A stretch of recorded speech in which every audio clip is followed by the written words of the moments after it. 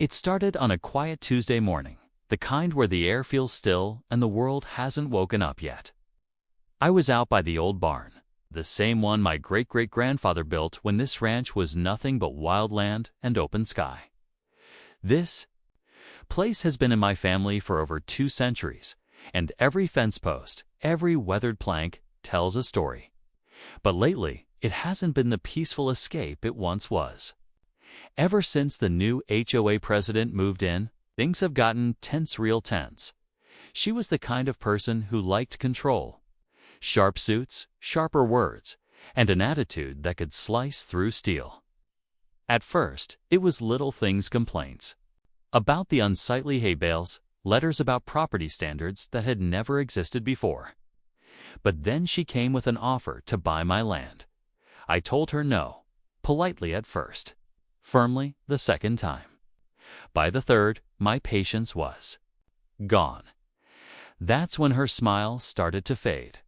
I thought refusing her would end it. I was wrong.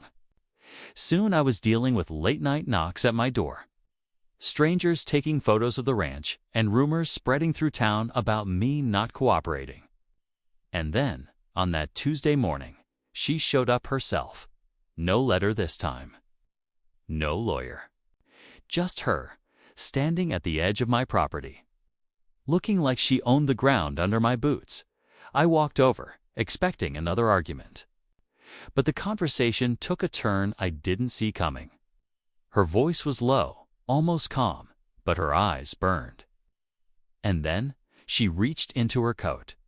That's when I realized this wasn't just about land anymore. It was about power. And if I didn't stand my ground, I was going to lose a lot more than the ranch. The moment she pulled that gun out, my heart slammed against my ribs like a wild horse trying to break free. But it wasn't just the shock of seeing a weapon, it was what it meant. This wasn't a random act of anger or fear. It was a calculated move. The HOA president, the woman who was supposed to keep the peace and look out for the community, had crossed a line I never expected. This ranch isn't just land to me. It's my family's legacy. My ancestors worked this soil through droughts, storms, and hard times nobody remembers anymore. Selling it wasn't just about money. It was about letting go of a piece of who I am. So when she said I needed to sell, it felt like she was asking me to erase my history. But how did we get here? The HOA president, named Linda, was new to the neighborhood. When she arrived, she was all charm and smiles. But something didn't sit right. The community meetings quickly changed tone from friendly chats to strict rules and fines. Suddenly, our quiet lives were filled with threats of lawsuits and inspections. Linda claimed it was about community standards, but it felt personal. I wasn't the only one facing pressure. A few neighbors had also received strange visits and letters pushing them to comply with her demands. It was like she was trying to take control of the entire area, one property at a time. Despite the tension, I tried to keep the peace. I reached out, hoping to find common ground. But Linda was distant, cold, and determined. The more I resisted, the more aggressive her tactics became. That Tuesday, standing face to face with her, I realized this wasn't just a fight for land, it was a battle for survival. The question was, how far would she go to win? And how far was I willing to go to protect what's mine? The answer wasn't clear yet, but one thing was certain. Nothing would ever be the same after that day, after that tense morning. Things only got more complicated. The whole neighborhood was divided. Some folks believed Linda had the right to enforce rules, saying the community needed order to protect property values.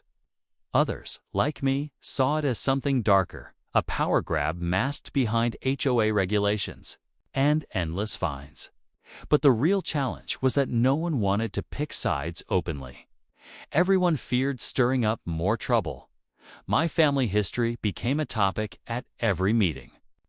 People who never cared before suddenly questioned why I was holding on to such an outdated piece of land. Linda made sure the community heard that keeping the ranch was holding us back, calling it a liability an eyesore. But that wasn't the truth. This ranch was more than a patch of earth. It was the story of generations, the sweat and dreams of those who came before me. Meanwhile, I found out that Linda had started reaching out to other property owners in the area. She was building an alliance, gathering support for a bigger plan that none of us fully understood yet. There were whispers about rezoning, about turning the land into something commercial or subdivided into modern homes. The thought made my blood boil. This was not just about one ranch. It was about erasing a way of life. On my side, I wasn't alone. A few neighbors reached out quietly, sharing their own stories of pressure and intimidation. Some had lost land. Others were close to giving in. I realized this was more than a personal fight.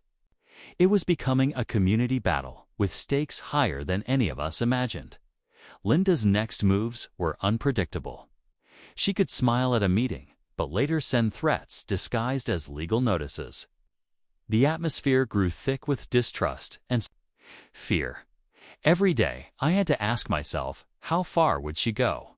And how far would I have to go to keep what's mine? The answer felt like it was waiting just beyond the horizon, but I wasn't ready to see it yet. Days turned into weeks, and the pressure from Linda and the HOA grew heavier like a storm cloud hanging over the ranch. Every knock on my door felt like a challenge.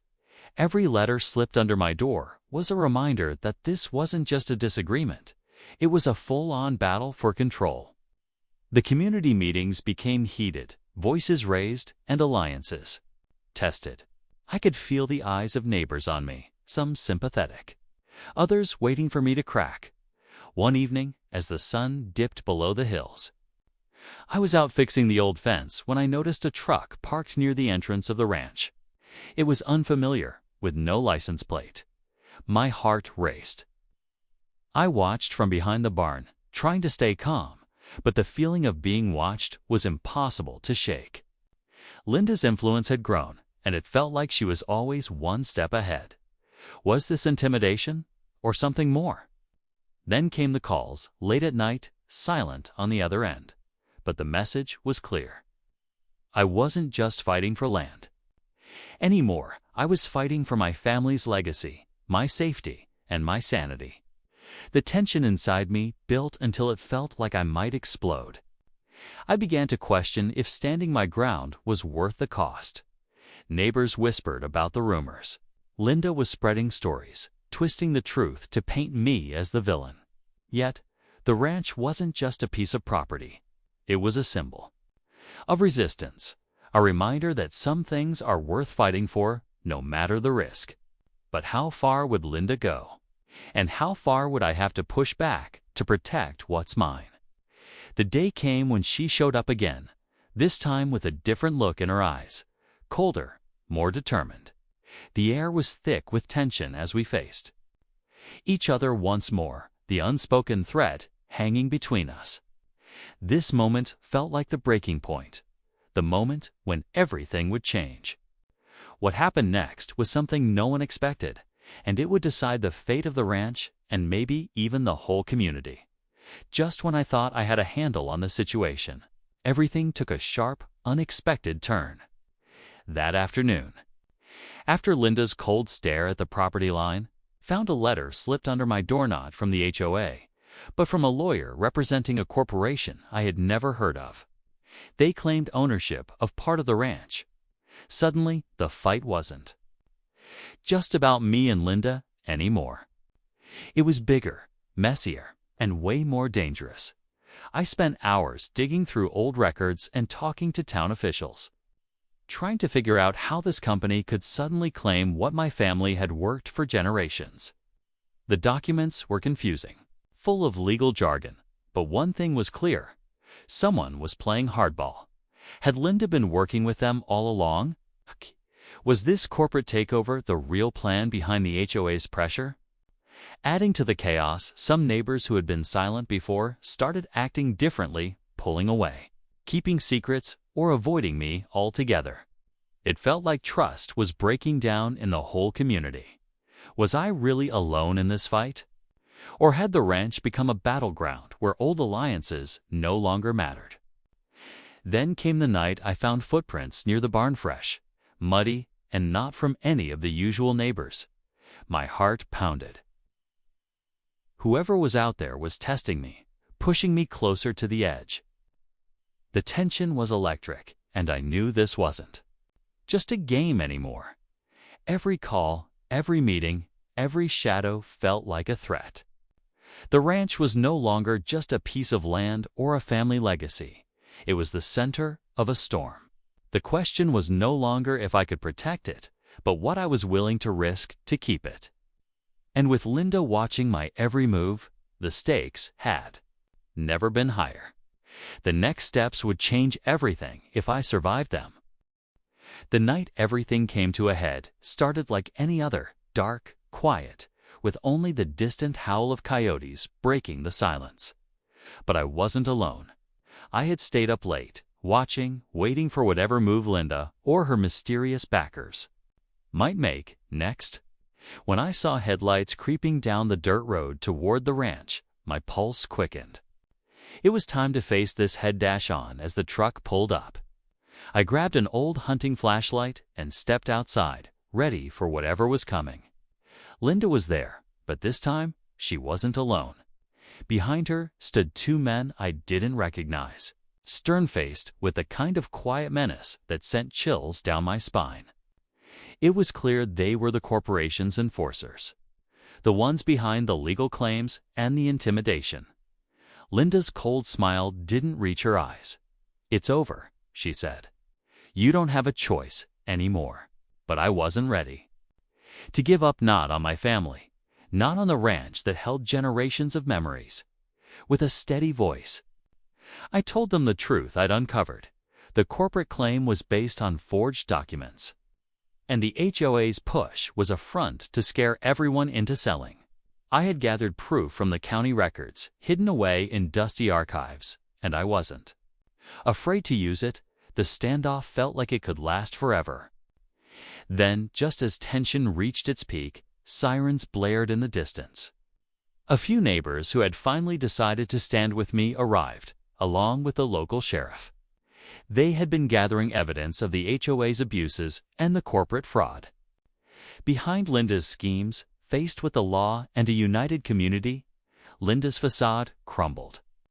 The enforcers backed off, and the corporate claim was dismissed. The ranch was safe for now. But as the dust settled, I noticed something odd. A small envelope tucked beneath Linda's coat. Inside was a note, chilling and simple. "This isn't over." Even with victory in hand, the fight had left its mark. The ranch still stood, but the battle lines were drawn deeper than ever. And as I looked out over the land that had survived centuries, I knew one thing for sure. The story was far from finished.